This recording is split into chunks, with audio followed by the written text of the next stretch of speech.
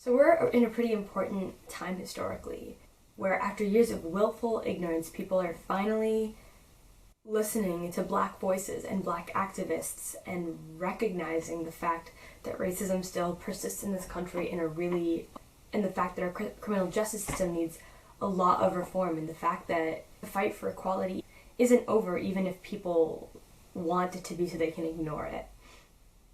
I'm sure you've seen for the past month or so that your feeds have been dominated by stuff to do with Black Lives Matter and protests and stuff like that, but maybe in the last week you've noticed, like I have, that slowly but surely those kinds of posts are petering off and more regular programming is coming back.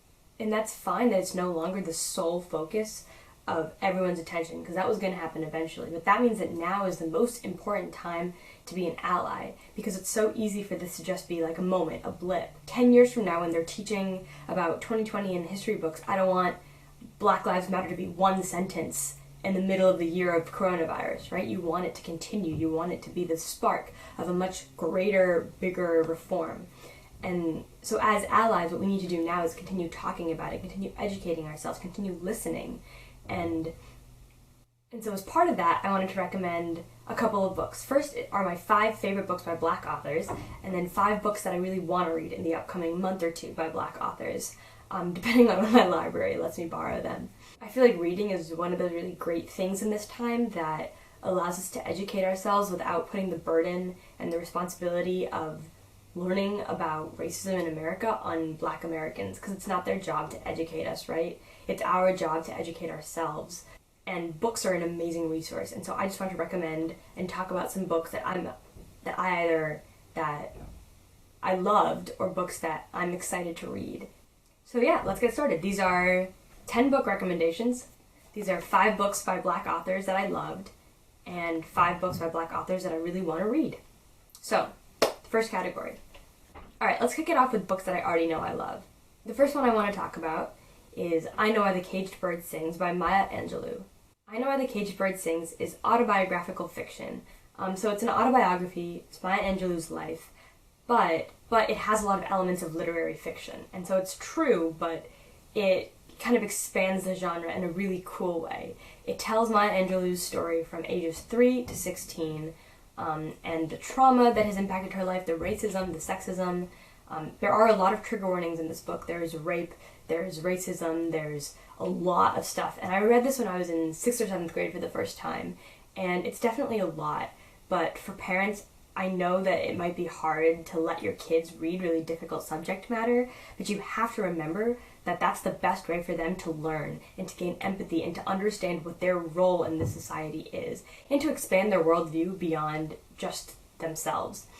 And this was one of the first books for me that I think shifted my worldview so that I wasn't really the center anymore, because I think kids kind of grow up being selfish a lot of the time. This book is not some sort of glorification of sexuality or violence. It's just real, raw stuff that a young Maya Angelou went through.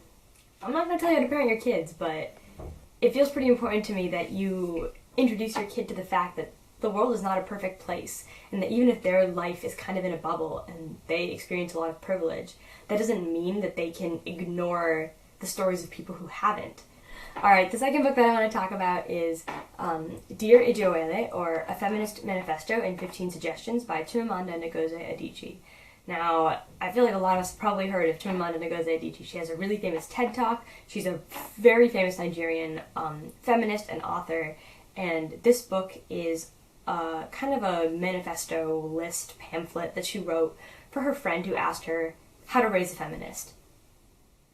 And it's so short and succinct, but it so well encapsulates the ways in which the world treats women differently than men, and the ways in which you as a parent can combat that. It's like a really short book. It's like 60 pages, I think.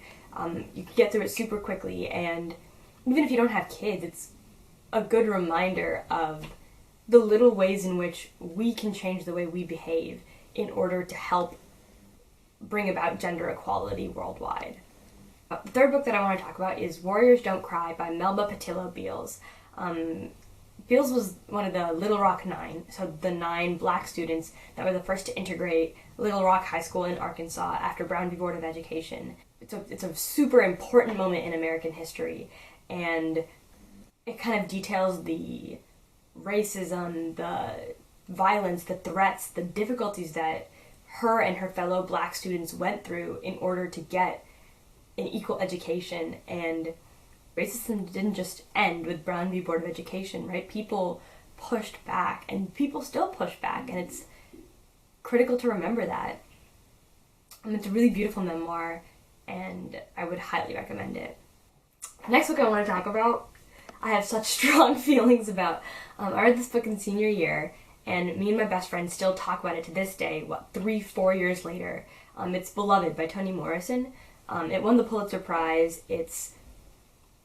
I don't know how to describe it other than brilliant. Toni Morrison is literally a genius, and I had so many moments reading this book. I read it in English class, and I'm so glad I did, because there were so many little things that I didn't realize, and when they were pointed out to me, I think we talk in English class a lot about, oh, the author put this thing in here to symbolize this, and a lot of times there's a feeling of doubt, like, oh, I don't really believe that the author put that in there to mean this thing, and we can have a debate about whether or not authorial intent matters, which I don't necessarily think it does, but with an author like Morrison, every single detail she adds, you have this feeling of this was absolutely intentional, which just like paints her as this incredible genius.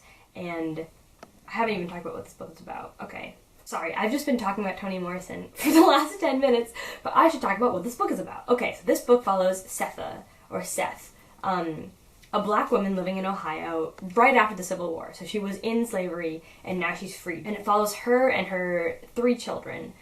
She had 4, but 1 died, and now that one dead child haunts their house. And it follows her life and also recounts the story of her trying to escape slavery years before. I mean, it's all tied together so beautifully. It's magical realism. It's a book about race and about motherhood and about love and about loss.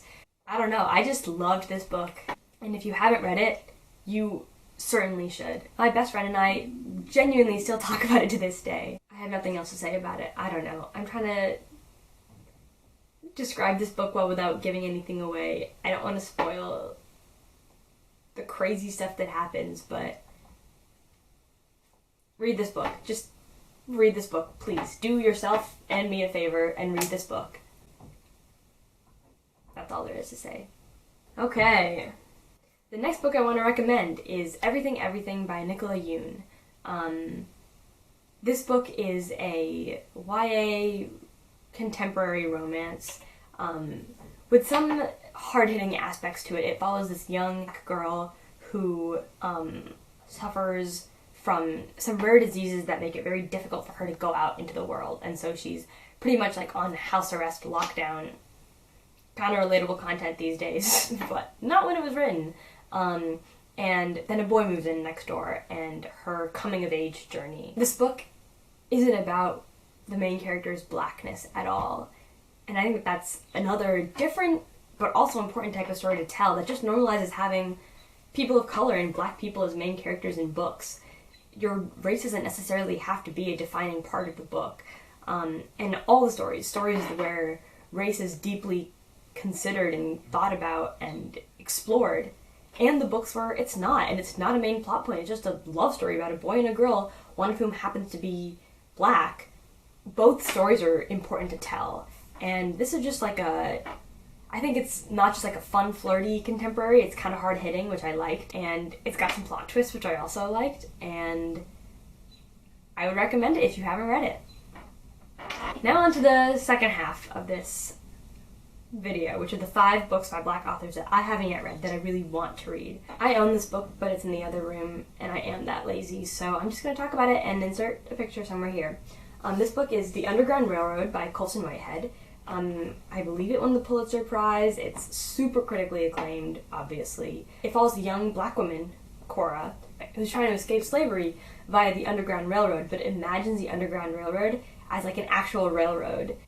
And that's pretty much all I know about it, but that's also pretty much all I need to know about it in order to want to read it, so that's all I'm telling you, I guess. Okay, second book that I want to read is The Bluest Eye by Toni Morrison. I'm just going to read the description of this because I'm not going to do a better job of summing it up than Amazon does. Okay. Peccola Breedlove, a young black girl, prays every day for beauty. Mocked by other children for the dark skin, curly hair, and brown eyes that set her apart, she yearns for normalcy, for the blonde hair and blue eyes that she believes will allow her to finally fit in. Yet, as her dreams grow more fervent, her life slowly starts to disintegrate in the face of adversity and strife. A powerful examination of our obsession with beauty and conformity, Toni Morrison's virtuosic first novel asks powerful questions about race, class, and gender with the subtlety and grace that have always characterized her writing. That sounds hype. So, as soon as the library lets me borrow it, I will be reading it. I'm super excited. I have this feeling that any book that I read by Toni Morrison I'm gonna love, based entirely on Beloved. But I think that's a fair assumption to make, honestly. Man, that's just like a cool, weird, creepy premise, and I'm excited. The next two books I want to talk about are short story collections. So the first is What Is Not Yours by Helen Oyeyemi. It's a collection of 9 short stories about people seeking things, and every short story has like a lock or a key as a central plot point. I love short story collections that use some clear thing to tie them all together. I've read really good reviews about this, and the cover is super cool. I know it's maybe a bad reason to read a book, but it's my reason for reading a book more often than I'm proud to admit. And you know what? That's just one of many reasons I want to read this book. You'll see a trend here. As soon as my library lets me borrow it, I will be reading it. Alright, the next book I want to read is another book by Chimamanda Ngozi Adichie, and that's The Thing Around Your Neck. It's another collection of short stories. It's 12 short stories that explore the ties between the United States and Africa, between men and women, parents and children, and it seems like it's this really interesting book about reconciling different cultures and different identities and the relationships between people and the relationship with you and yourself. And I haven't read any of Adichie's fiction, and I've only read her nonfiction, and so I'm really excited to read some of her fiction and see if her succinct, concise, really aesthetically appealing writing style translates into fiction as well. Once my library lets me borrow it, I'm really looking forward to reading it. The last books I want to talk about are a trilogy. It's the Broken Earth Trilogy by N.K. Jemisin. It's this like sci-fi dystopian fantasy series, of which the first book is the 5th season, and I don't know too much about it because I tend to like to go into my fantasy books pretty blind. I like kind of being thrown into the world and having to figure out the lingo and the characters and all that stuff. I think it makes that moment where everything clicks that much more satisfying for me. All I know is that it's by a black woman, and I realized that a lot of the fantasy, especially the adult fantasy that I read, is written by white men, and I'm super excited to see how a different perspective tells classic stories in a different way. I feel like I'm kind of late to the game. I feel like booktubers have been talking about this series for months, years, however long now, but better late than never. There's too many books out there to read every one of them as soon as they come out, so I'm not going to feel bad about the fact that I'm so late to the game. I'm going to read it. It's great. It's fine. I'm fine. Okay. Okay, those are my 10 book recommendations, 5 of which are based on the fact that I already love them, 5 of which are based off the fact that I like the cover or the premise or the author. I hope you'll read them with me. Hopefully you'll see me talk about them in the next couple of months or years. I don't know, man. I'm trying to borrow as many ebooks from the library as possible. Obviously I can't borrow physical books right now, but I'm trying to borrow as many ebooks and audiobooks from the library as I can. Oh man, I miss having actual books in the library. I'm very excited for this whole coronavirus thing to be over, but for now we're staying at home, we're staying safe. Don't go to your library if it's not open especially, but if it is, disinfect the books. I don't know how this all works. Borrow ebooks. That's all I have for you today. I'm really excited to read more Black authors, starting with these, and others in the future. I have nothing else to say, and my camera battery is going to die soon, so bye.